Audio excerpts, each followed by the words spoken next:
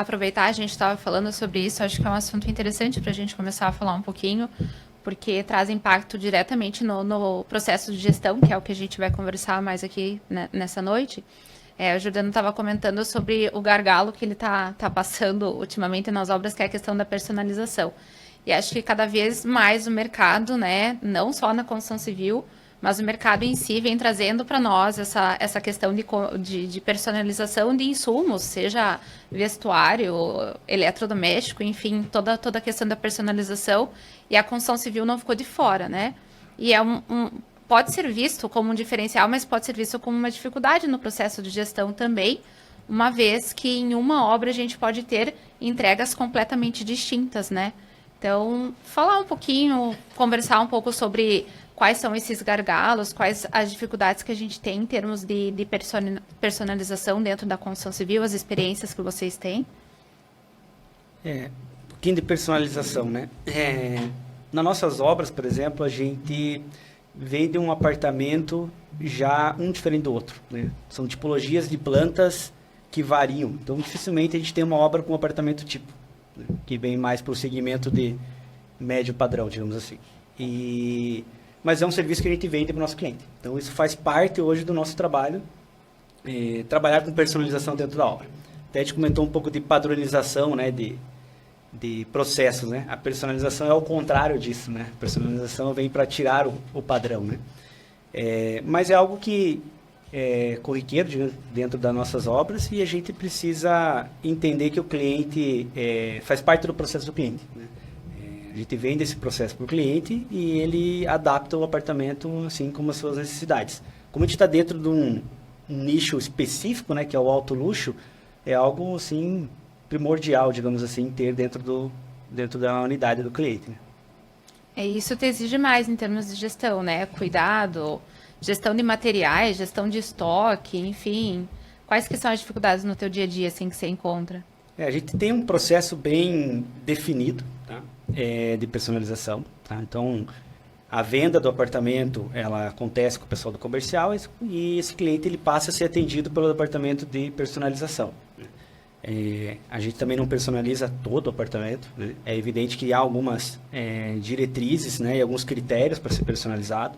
Hoje a gente tem a norma de desempenho bem mais rígida do que era antigamente, então a gente precisa entregar alguns materiais que estão de acordo com a norma. Então não conseguimos, por exemplo, pedir para o cliente entregar o material dele dentro do canteiro. Nós damos algumas opções, se caso ele não queira, a gente entrega, no caso, sem o acabamento, né? Isso em acabamentos, né?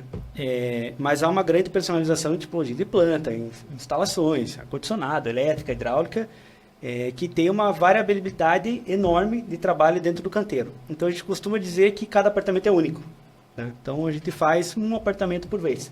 Até o próprio pessoal que trabalha nas nossas obras, na hora de entrar numa unidade, ele sabe que ele tem que procurar um projeto específico, porque cada unidade tem o seu projeto.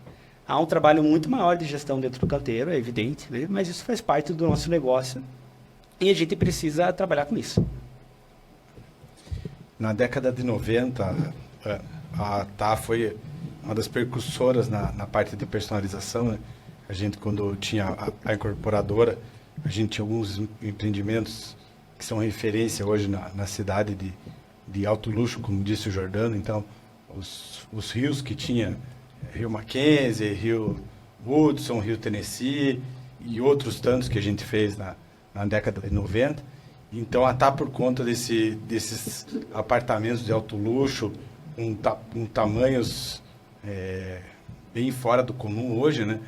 400, 500, até 1.000 e poucos metros, que foi o Michelangelo, a gente começou esse processo de personalização, que era abrir, e o cara...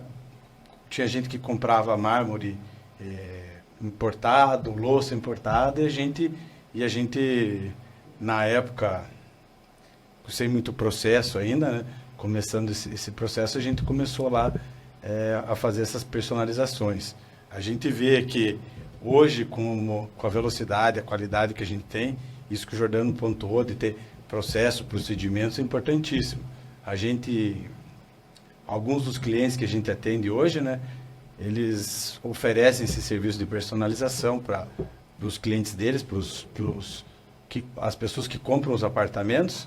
Então, a gente acaba tendo que fazer essa gestão e coordenando cada um dos clientes com os clientes deles, a fim de colocar as informações necessárias na obra no tempo certo para que a gente não atrase. Então, isso que o Jordano falou de ter um procedimento, de ter regras claras para personalização, a fim de não afetar a acústica, nem a estanqueidade do apartamento. Então, colocar banheiros em lugares inapropriados, ou mudar a prumada, ou mudar a churrasqueira de lugar. Então, são coisas assim bem importantes nesse processo, né? Porque senão você acaba deformando ou, como que eu posso dizer, desviando a finalidade do edifício, entendeu? Então, são alguns conjuntos de práticas, de boas práticas que você tem, né? Que você acaba afunilando na hora do cliente escolher, ou ele vai para aquele caminho, ou ele... A gente dá opções, né? Não pode deixar totalmente livre. Não dá para deixar totalmente aberto, senão o cara quer fechar as janelas, quer mudar os pilares de lugar, e daí você acaba, ao invés de resolvendo um problema, criando outros problemas que são bem difíceis de resolver, né? O Jordano acabou comentando uma questão que eu achei interessante e é algo que eu acho bem complexo e interessante da construtora Laguna, que nessa concepção de que cada apartamento é único, que são projetos arquitetônicos bem arrojados, enfim, cada pavimento ele é único e o projeto estrutural acaba sendo completamente diferente um do outro, né? Em termos de produtividade, ou até o Heron, se puder contribuir, falar um pouquinho como que a gente consegue hoje fazer uma gestão de produtividade dentro do canteiro com projetos tão diferentes dentro de um mesmo projeto, ou ainda outra questão que eu acho que vale a pena a gente conversar, equipes diferentes, porque hoje em dia a gente trabalha com mão de obra, grande parte das construtoras, enfim, se vocês puderem até contribuir, com mão de obra terceirizada. Estou com diferentes equipes, enfim, como que a gente consegue padronizar a produtividade ali para a entrega dentro do prazo? Como que é feito isso?